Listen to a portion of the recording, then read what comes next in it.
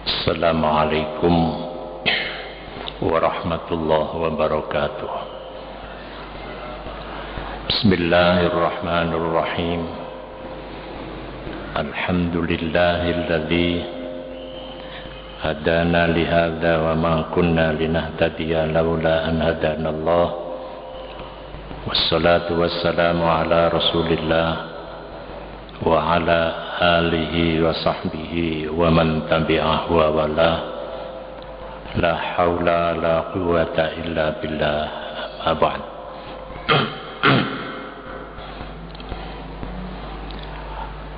Qala Allah ta'ala fi kitabihil karim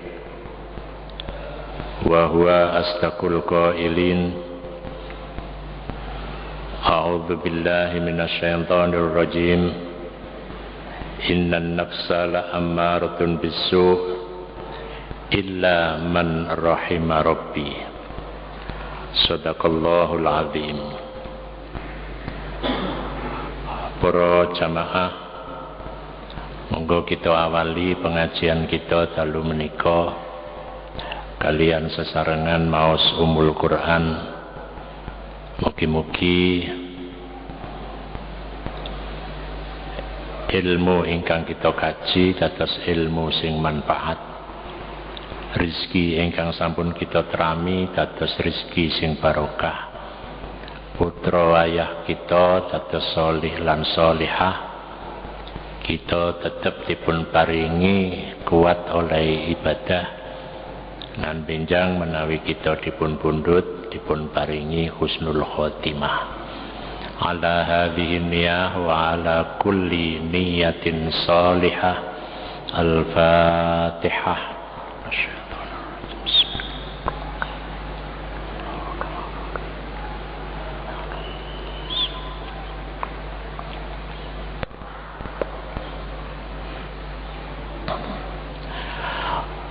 Para jamaah ingkang kula hormati, dalu menika kita membahas tentang buah dari seorang yang dia dikatakan sebagai hamba Allah. Di antara hasil utawa buah seorang yang dikatakan hamba Allah, dheweke kudu nduweni sifat rahmah.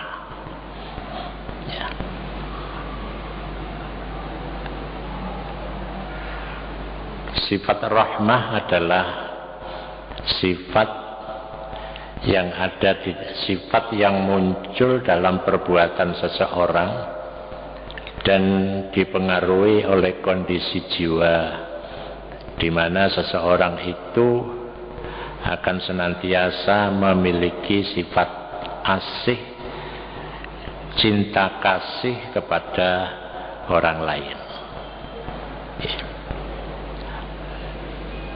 Sifat rahmah itu merupakan ciri yang utama dari seorang yang dikatakan sebagai kawulane Gusti Allah, ibadur rahman.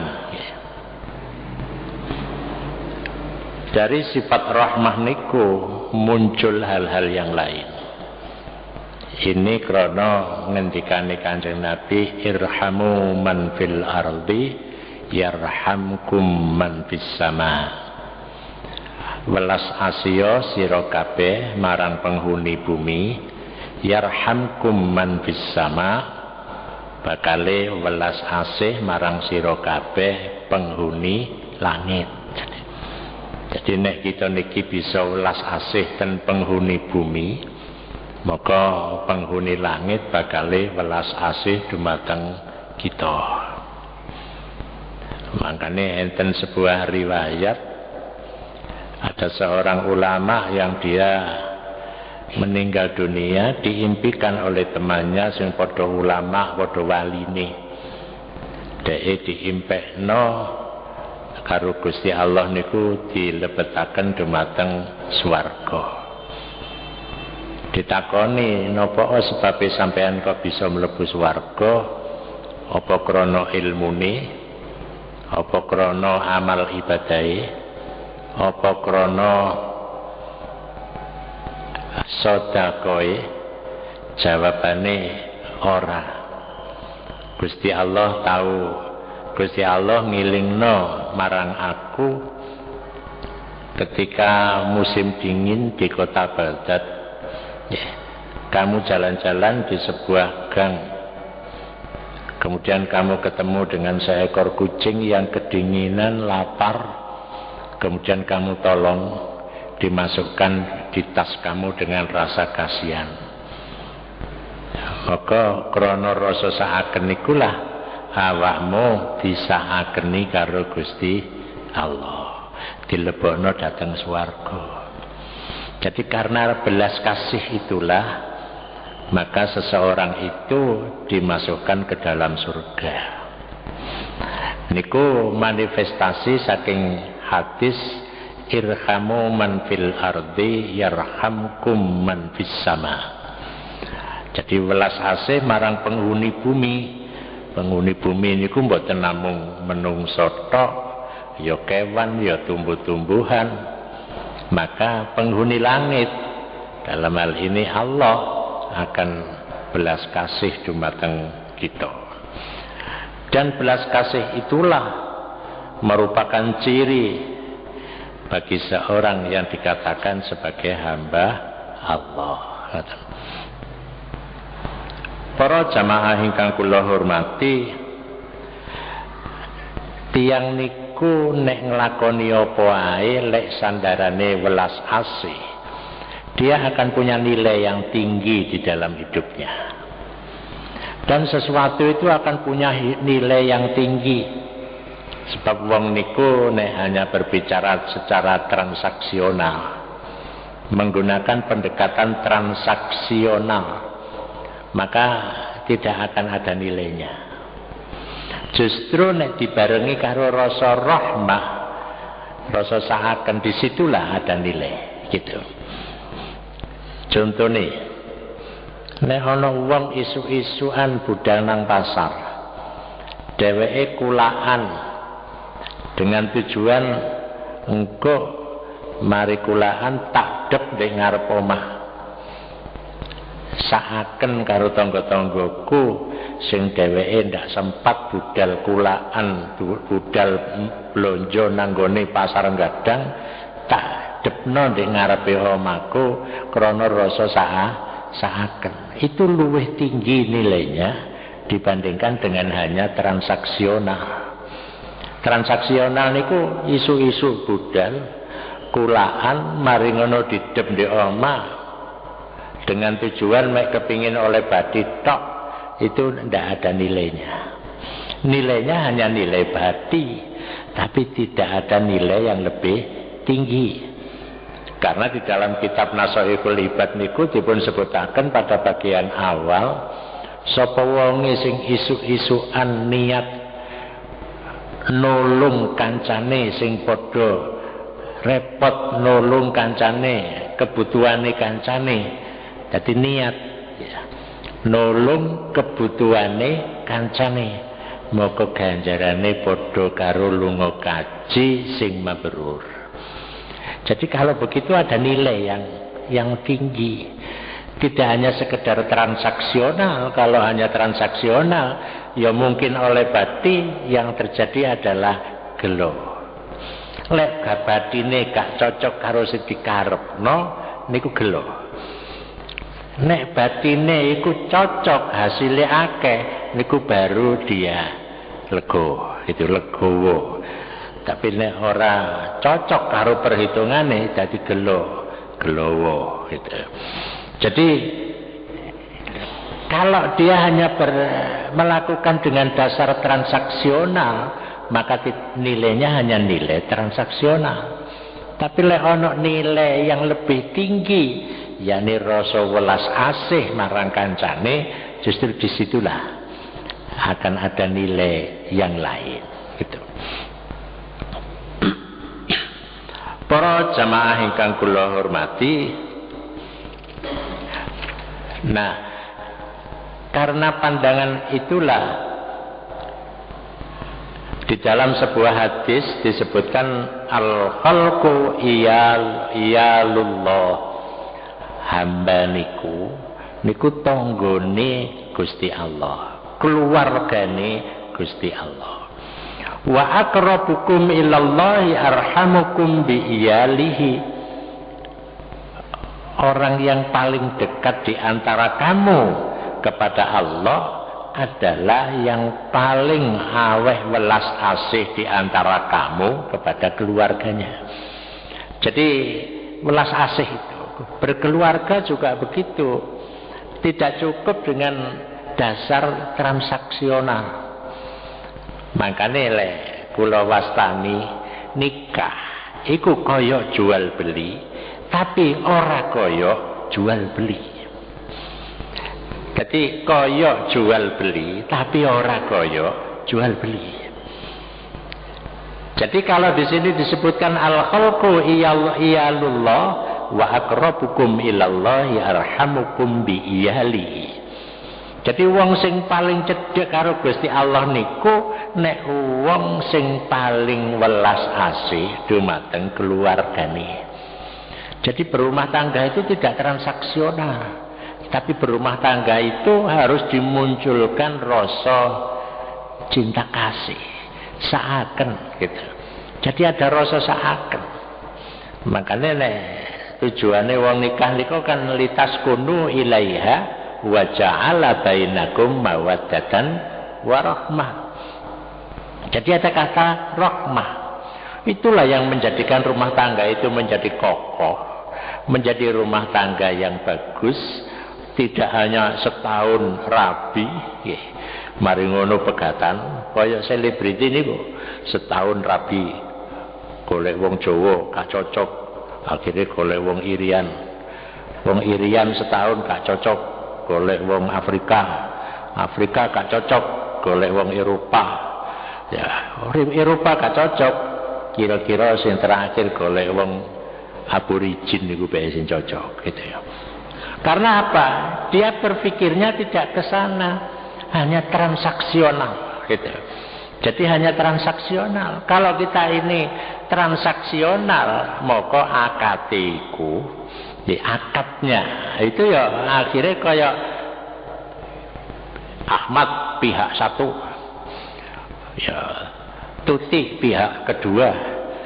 Itu kalau transaksional, keduanya sepakat untuk ditulis. Itu transaksional, tapi di dalam nikah tidak ada transaksional. Walaupun ketoke kaya padha karo jual beli, tapi ora padha karo jual beli. Wong lek akad transaksinya niku mek sederhana. Tak rabekno awakmu karo anakku, sak teruse jawabane namung qabil tu kula trami. Lho, niki bedane napa? Kalau transaksional itu ada prinsip-prinsip keuntungan. Tapi kalau di dalam nikah niku mboten perlu kados ngoten, soalé napa? Muncul dari lubuk hati yang paling dalam. Niku bedane gitu. Nah, orang yang berbuat sesuatu karena dasare rahmah itu muncul dari lubuk hati yang paling dalam, dan itulah yang memunculkan nilai yang paling tinggi gitu. Ya ngono iku wong sing luwih cedhek karo Gusti Allah gitu. Luwih cedhek marang Gusti Allah. Maka di dalam hadis yang lain disebutkan ar-rahimuna yarhamuhumur rahman irhamu ahlal ardi yarhamukum man fis sama. Jadi ar-rahimuna yarhamuhumullah, ya ar-rahimuna yarhamuhumur rahman. Wong sing diarani welas asih niku diwelasi karo ar-rahman, zat sing maha welas asih. Makane irhamu ahlal ardi, welas asih sira kabeh ing penghuni bumi, yarhamukum man fis sama. Maka bakale welas asih zat sing ana ning nggone langit, yaiku Gusti Allah gitu. Para jamaah ingkang kula hormati, Jadi ada nilai yang istimewa di situ. Rumah tangga itu jadi awet. Padahal akadnya ya hanya sekedar saya terima, tidak lebih dari itu. Mengapa? Karena di situ ada rasa saaken. Lek rumah tangga itu ana rasa saaken, rumah tangga itu awet. Tapi lek ora ana rasa saaken, rumah tangga itu gampang berantakan. Makanya kalau kita berpikir lebih jauh ya, bahwa wong niku lewis kadung diwelasi karo Gusti Allah, menghadapi segala sesuatu pun dia itu welas. Nang wong sing apik marang awake dheke ya welas. Marang wong sing ora apik pun dheweke ya welas gitu. Jadi bukan kemudian dia kalau pada orang yang baik dengan dia berbuat baik. Tapi pada orang yang berbuat jelek dia membalasnya dengan jelek. Tidak. Wong sing menduweni sifat rahmah itu kepada siapa saja, keadaan apa saja, dia itu welas asih. Saaken koncoku iku. Jadi kalimatnya saaken. Wis tuwa mambu lemah ora sregep ibadah. Saaken. Kalimatnya itu yang muncul adalah saaken gitu. Jadi terus saaken, tapi nggak oleh mau berpikir begini, ono wit-wit, ono tanduran di itu tandur karo pemerintah daerah, krono gak ono sing ngrumati dijupuk saaken timbangane gak ono sing ngrumati. Ya bukan begitu. Itu cara berpikir yang keliru gitu. Lah cara berpikir yang benar ya lek pancene supaya tumbuh dengan baik. Kok iki rupanya orang tahu disirami, tak sirami. Saaken cek ini tumbuh dengan baik dan tambah indah gitu. Jadi dengan begitu kalimat yang muncul adalah saaken. Jadi dhek menghadapi wong sing megelno ati ya ora muring-muring, saaken wong iki. Muga-muga karo Gusti Allah dielingno. Jadi saaken tok itu. Tapi nek wong niku mboten gadahi rasa saaken ya. Sing muncul niku pegel tok. Di masjid ana wong kelangan ya. Dadi saaken wong sing nyolong iki. Lek iso mari nyolong kecekel disangoni ngoten. Ojo malah ditempilingi gitu. Jadi itu sifat orang-orang yang rahimuna fil ardi. Apa ya ono wong sing kaya ngono gitu. Nah ini persoalannya. Jadi kalau orang itu sudah menduweni rasa saaken terhadap siapa saja. Ya, terhadap siapa saja dalam keadaan apa saja dia itu bisa saaken. Bisa saaken dumateng tiang lintu. Maka dengan demikian keistimewaane orang sing duweni sifat Rahman nggih kaya sifate Gusti Allah niku. Makane napa sih kita niki bolak-balik maca bismillahirrahmanirrahim supaya sifat sing dimiliki Gusti Allah niku nemplek di awak kita gitu. Bisa nemplek di awak kita walaupun tidak nemplek 100%, tapi adalah rasa saaken di dalam diri kita gitu. Para jamaah ingkang kula hormati, itu memang syarat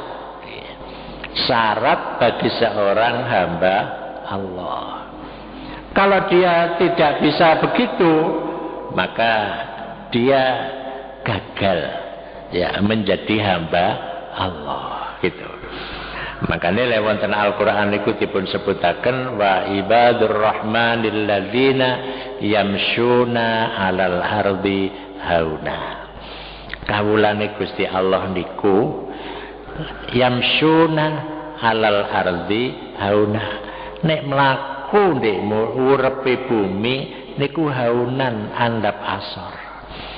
Jadi dia tidak menunjukkan kesombongan, tapi menunjukkan andap asor.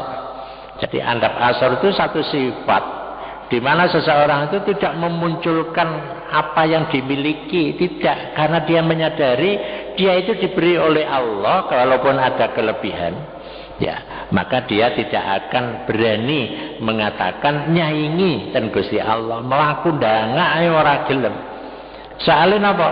Dhek sadar wong sing sugih iku Gusti Allah. Aku iki hanya sekedar diparingi karo Gusti Allah, menyadari. Jadi wa ibadur rahmanil ladzina yamshuna 'alal ardi wa hauna wa idza khatabahumul jahiluna qalu salama. Jadi lek ana wong membincangkan dia tidak melayani, dia hanya mengatakan salama, muga-muga selamat gitu. Muga-muga selamat, qalu salama. Nah, kemudian yang ketiga, walladzina yabituna lirabbihim sujjadan wa qiyama. Mereka itu orang yang menggunakan waktu malam untuk sujud dan berdiri.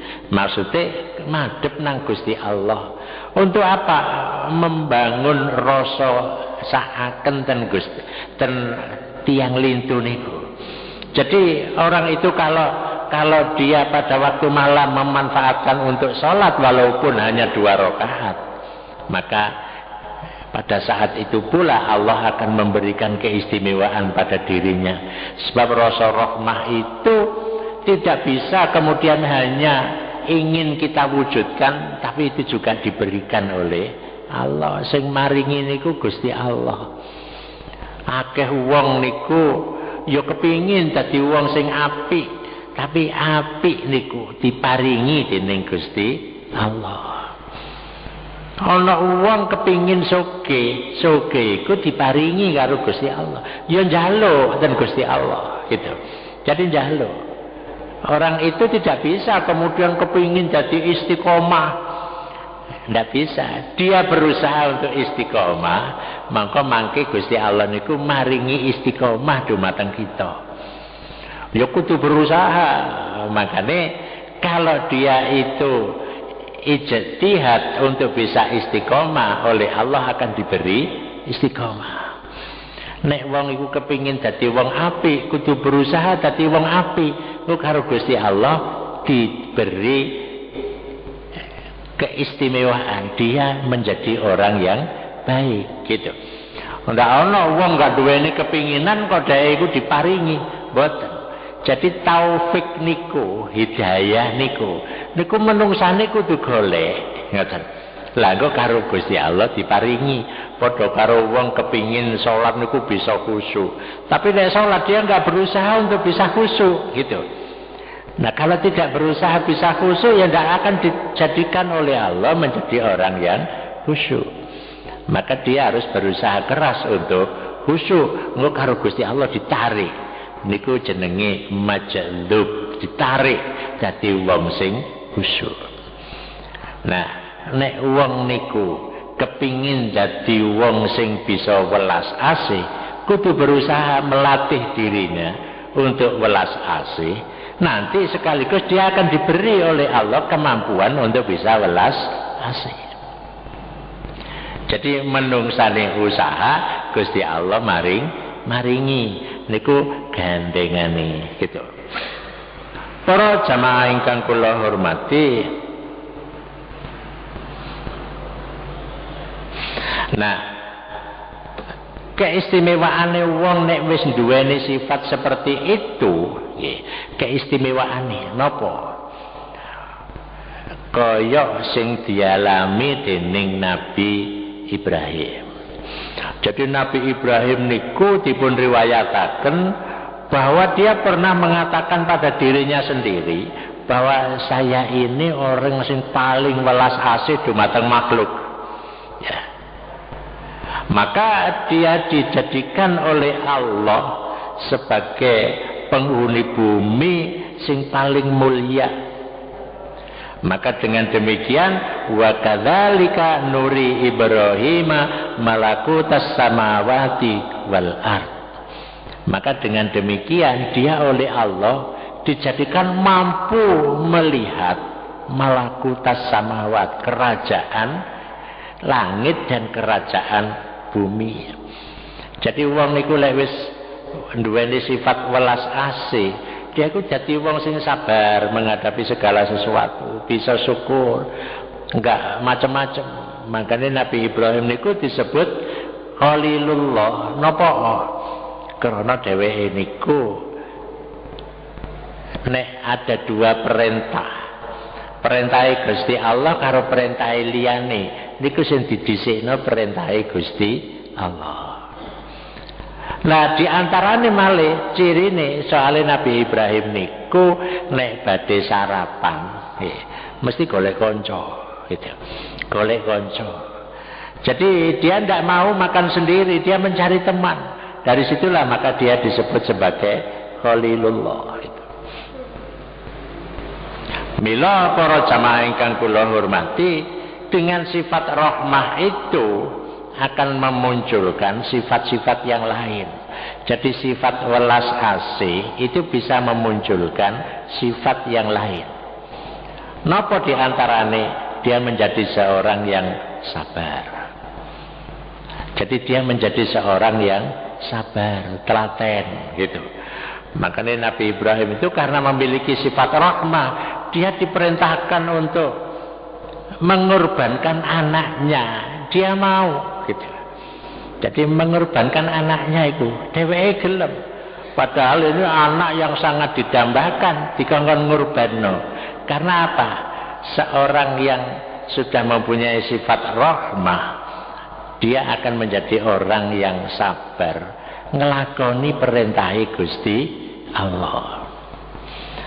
Makanya kula nate omong-omongan kari seseorang sing nate bepergian ke negeri Cina. Prakteke wong Islam di negara Cina iku lek kurban ya apa? Piyambake lek kurban iku kaya prakteke wong Indonesia. Lek wong Indonesia niki lek kurban saiki duwe-duwe tuku menit dibeleh, ya kan. Tapi lek ten mriku mboten. Dhek kepingin duwe apa niku kepingin kaya sing dilakoni dening Nabi Ibrahim. Jadi tukune iku wedhus iku umur 3 wulan. Dirumati sampai umur 2 tahun, lah ngrumate di rumah dhewe, ngoten. Ambek keluargane. Dadi iki kaya wis dadi keluarga kecintaan gitu. Jadi kambing ini menjadi kecintaan. Begitu lek wis umur 2 tahun dibeleh, sing beleh awake dhewe, sing nyekeli sikile iku bojone karo anake. Jadi ana rasa napa? Kan beda. Nek saiki tuku mari ngono dibeleh. Tuku langsung dibeleh. Iku karo ngrumati dhisik. Ya. Kan iki umpama wong duwe kewan piaraan, kan wis dadi cinta apa maneh kate. Wedhuse niku dadakno lek juragane buka lawang pager ana suarane krek ngono. Mbek ngoten niku. Apa maneh kate wedhuse iso ngomong assalamualaikum wis tambah gak karu-karuan niku ngoten. Ada rasa seakan. Jadi itu kalau yang dicintai dikorbankan itu akan ada rasa seakan. Sing beleh ya awake dhewe gitu. Saleh wis 2 tahun niku lho. Lirikane wedhuse niku lho ya apal eling ngoten. Lirikane. Apa maneh liya-liyane ngrumati wis sakmono suwene. Lah Pak, kula takokaken. Lho Pak, lha wong kutha niki apa gak repot ngingu wedhus? Jawabane wong ngingu herder ya iso kok ngoten. Jawabane ngoten. Tapi kula pikir-pikir nggih bener. Cuma kan wong kutha angel. Jadi dengan begitu dia mencoba untuk berkorban itu seperti walaupun tidak persis sama niku kaya sing dialami dening Nabi Ibrahim. Gitu. Jadi sing dialami Nabi Ibrahim dadi arek iki dirumat ya Nabi Ismail kan dirumat niku. Ngoten. Dirumat dhisik lho, begitu lucu-lucune arek kok karo Gusti Allah diperintahno untuk dikorbanno. Niki padha kewan niki. Tuku sing umur 3 wulan dirumati sampai gede, sampai ketemu poel baru dikorbanno. Berarti kan ada hubungan batin antara orang yang berkorban dengan yang dikorbankan gitu. Lah, kita kan jarang menemukan orang seperti itu. Jadi di tradisi ini di kono kados ngoten. Nah, kita niki kan sekedar mbeleh tok. Lek umpama sing mbeleh awake ya dhek iku nyekseni, itu maksudnya mboten menyembelih hewannya, tapi menyembelih nafsu hayawaniyahnya. Jadi mboten namung mbeleh wedhuse, mboten mbeleh sapine, mboten, tapi menyembelih nafsu hayawaniyah. Nek menungso niki ndek awake menungso kan enten nafsu. Lah nafsu hayawaniyah niku iku kudu dibeleh, ngoten. Niku kan simbol supaya wong iku gelem menyembelih. Maksudnya memisah gitu. Memisah dari dirinya sifat-sifat kehewanan. Makanya nek ayat sing kula waos pertama kali niku kula sebutaken innan nafsala ammaratun bisu. Lek miturut Imam Al-Ghazali, nafsune menungso niku sing pokok ana loro. Siji, nafsu mempertahankan jenis, sing nomor loro nafsu mempertahankan diri. Jadi satu ketika Rasulullah niku ditakoni, su'ilah Rasulullah sallallahu alaihi wasallam an aktsari ma yudkhilun nasa annar. Qala al-ajwafani. Wa mal ajwafani ya Rasulullah? Qala al-famu wal farj. Satu ketika Kanjeng Rasul niku ditakoni dening sahabat tentang perkara sing paling akeh nglebokno menungso ten neraka. Jawabane Kanjeng Nabi, 2 lubang. Napa 2 lubang niku Kanjeng Nabi? Al-famu wal farju. Mulut dan kemaluan. Jadi perkara sing paling akeh mlebu nang neraka perkara mulut, lambe niki. Lah lan kemaluan. Mulut itu nafsu mempertahankan diri, nggih. Lah kemaluan itu nafsu mempertahankan jenis. Jadi lek ana wong mlebu neraka sampean titeni ae, iku perkara lambene. Utawa perkara nuruti nafsu seksual, gitu. Jadi loro niku. Makanya Islam ini memberikan jalan. Lek duwe lambe ya totoan lambemu, lek diparingi nafsu ya arahno nafsu. Lah dari 2 itu akhirnya berkembang miturut Imam Al-Ghazali, enten nafsu syaitonia, enten nafsu sabuiyah, enten nafsul bahimiyah, enten nafsul uluhiyah. Jadi nafsu syaitonia, nafsu sing kepingin koyok setan, menentang Allah. Jadi diibaratno kewan iku ana nafsu syaitoniah niku. Nafsu sing muncul dari nafsul ammarah. Jadi wong innan nafsala ammaratun bisu, kepingin nglakoni elek. Jadi kewan itu bedane karo menungso. Lek menungso duweni akal, bisa mengendalikan nafsu, lek kewan niku mboten saged. Jadi ora ro bedane iki anake iki mboke, ora ro bedane. Gitu. Iku dipotong, gitu. Dipotong. Nomor 2 nafsul bahimiyah. Ya, nafsu binatang jinak. Jinak, binatang jinak niku kan ketoke kaya lulut gitu. Tapi satu ketika dia lepas. Niku padha karo ana wong dengan atasan itu kelihatannya menunduk, tapi dia mencari peluang untuk menanduk, ya gitu. Itu nafsu syaitonia, nafsu hayawaniyah. Lah sing nomor 3 niku nafsu sabuiyah, nafsu binatang buas, ingin menguasai apa sing di alas niku dikuasai kabeh. Ngoten. Lah menungso iku duweni sifat sing elek-elek ngoten niku. Iku kudu dibuak, dibeleh. Jadi kurban itu tidak hanya sekedar kita menyembelih kurban, tidak, itu simbol bahwa kita siap untuk menghilangkan nafsu yang merupakan nafsul hayawaniyah niku. Lah sing dimunculno napa? Nafsul uluhiyah, yaiku nafsu yang ada nilai-nilai ketuhanan, yaiku diantaranya duweni sifat rahmah. Karena Gusti Allah itu kan sifatnya sifat ar-rahim, ar-rahman, ar-rahim. Menungso niki kudu berusaha kaya ngono, ngoten. Berusaha kaya ngono. Maka simbol kebencian dengan nafsu hayawaniyah niku nyembelih kurban. Jadi itu simbol.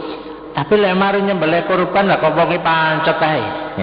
Lah iki gak ono manfaate. Iku padha karo wong lunga kaji melontar jumroh. Niku kan kalimatnya kan rajman lisayatin. Jadi rajam kamu setan. Iku artinya apa? Simbol anti kepada setan. Jadi gak gelem kompromi karo setan. Makanya lek wong balang jumroh niku gak oleh hanya sekedar diuncalno ngeten, tapi harus ada ekspresi melontar jumroh benci kepada setan.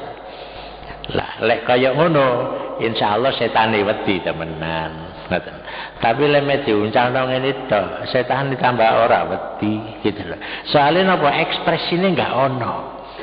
Wong ibadah niku kudu ana ekspresi ibadah. Jadi tidak hanya sekedar ibadah salat tok. Kok cepet awakmu salat? Lah ya apa pancene wis hafal, ngoten. Jadi wis hafal ngoten tok. Jadi kan tidak ada nilai yang terkandung di dalamnya. Jadi kalau kita ini sholat, ya kudu betul-betul ekspresi sholat itu kita wujudkan. Tidak hanya sekedar sholat. Sholat gugurno kewajiban. Jadi semua ritual keagamaan itu ada ekspresinya. Nah, makanya nek wong niku duweni sifat, setiap orang niku duweni sifat-sifat kehewanan. Niku dengan menyembelih kurban niku simbol dipotong sifat-sifat kehewanan niku, dimunculkan sifat-sifat ketuhanan. Ngoten. Sifat-sifat ketuhanan. Makanya perilakune Nabi Ibrahim yang seperti itu, itulah memunculkan wa kadzalika nuri Ibrahim malakutas samawati wal ard. Dia bisa membaca kerajaan langit gitu. Malakutas samawati wal ard, kerajaan langit lan kerajaan bumi. Para jamaah ingkang kula hormati, cuma ngeten niki mboten gampang gitu. Mboten gampang, kudu berusaha keras. Diusahakan kudu dipotong awak kita niki. Jadi awak kita niki kudu motong ten awak kita dhewe supaya nafsu-nafsu itu kita arahkan, bisa kita kendalikan, tidak mlaku sak karepe dhewe. Makane lek ana wong kok saniki niku ndek ndukur iku gegeran. Iku karena dia tidak bisa memotong nafsu hayawaniyahnya. Gitu, ndak bisa memotong, dikembalikan. Lek ana wong iku wis nafsul uluhiyahnya itu muncul, ya. Kebersihan hatinya itu muncul, kepentingan macam-macam gak ono. Lek umpamane ana wong mempermasalahkan sesuatu, maka dia akan mengatakan iya bener, aku iki pancene dialiri duit. Tapi ya ora ana wong kaya ngono iku, ngoten lho. Ora ana, lek ana wong iso kaya ngono, oh iku luar biasa itu. Ya wis tak balekno duwike. Jadi sakniki niki ruwet menungsa niki napa? Lek soalé napa? Lek kurban niku hanya sekedar kurban, dia tidak menghayati apa yang dimaksud dengan kurban itu. Lek dhek lunga kaji, ya dhek tidak lebih dari hanya sekedar lunga kaji, tapi nilai-nilai yang terkandung di dalamnya itu tidak ada, gitu. Makanya sayang, gitu. Tapi bukan berarti kemudian kita menduweni sifat rahmah tok. Umpamane kaya contone kalau wau krana dhewe iku rasa kasihan nang gone kucing, akhirnya dilebokno nang swarga karo Gusti Allah. Lek ngono, ya aku gak perlu salat wis. mek ngurmati kucing tok ae. Ya gak oleh. Salat itu kewajiban tersendiri, tapi rasa kasihan itu adalah satu hal yang harus kita wujudkan pada diri kita. Jadi kalimat sa'aken. Jadi sa'aken wong iku, sa'aken wong iku gitu. Jadi dengan demikian maka bukan kebencian yang muncul di dalam diri kita, tapi rasa sa'aken gitu. Para jamaah ingkang kula hormati, nah dari sinilah maka keistimewaan seorang yang sudah memiliki sifat rahmah niku, dia akan diberi keistimewaan oleh Allah. Dadi wong sabar, ya dadi wong syukur, dadi wong nrimo ing pandume Gusti Allah. Jadi nerima ing pandum itu tidak hanya sekedar nerima ing pandum, tapi karena dia memiliki sifat rahmah. Dia mau mengambil iktibar terhadap apa saja yang terjadi di hadapannya. Dia mau bersyukur, dia mau bersabar, dia mau melakukan banyak hal-hal yang positif untuk kepentingan manusia. Itu karena rasa rahmah. Gitu. Jadi karena rasa rahmah, maka sekali lagi rahmah niku sifat yang pertama kali sing kudu kita templekaken di awak kita, maka bakal muncul sifat-sifat liyane gitu.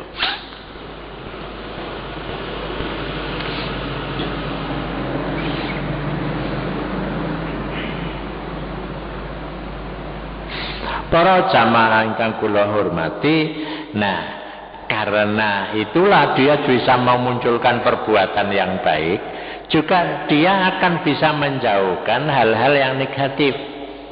Napa diantarane ngeniku, dia tidak akan menjadi seorang yang suka memamerkan amal ibadahnya. Enggak suka memamerkan gitu. Jadi dia selalu menjaga diri. Jangan sampai mamerno apa sing tahu dilakoni. Makanya enten perdebatan di antara ulama. Menurut ulama Izzuddin Abdussalam, lek ana wong ibadah niku dheweke kok ndek jero mari ibadah niku nyeritakno ibadahe kebagusane, dhewe ora oleh ganjaran dari ibadah iku.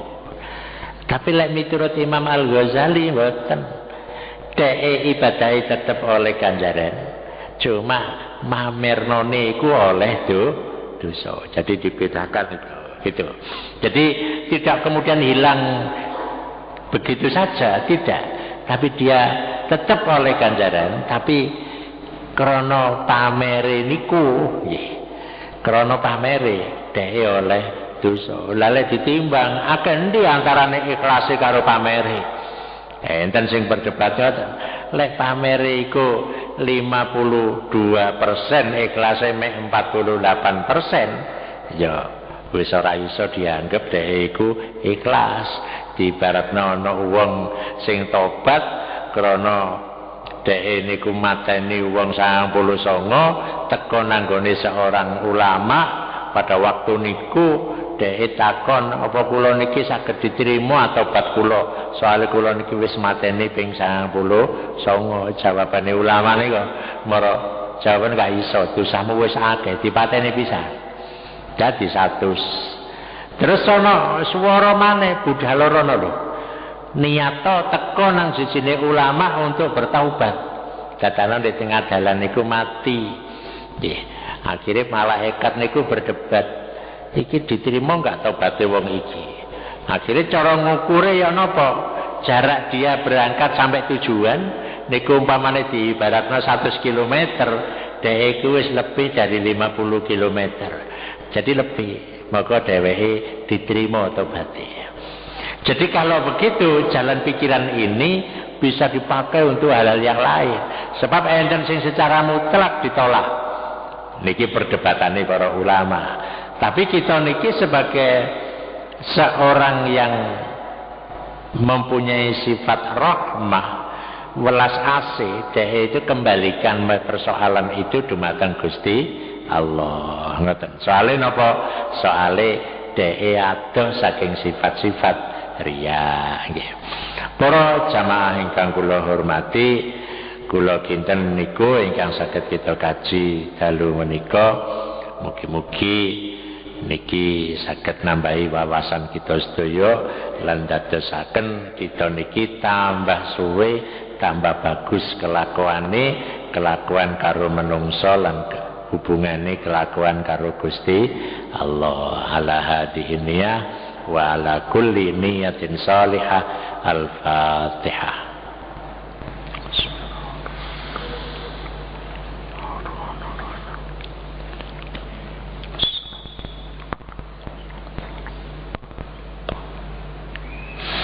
Bismillahirrahmanirrahim. Alhamdulillahi rabbil alamin.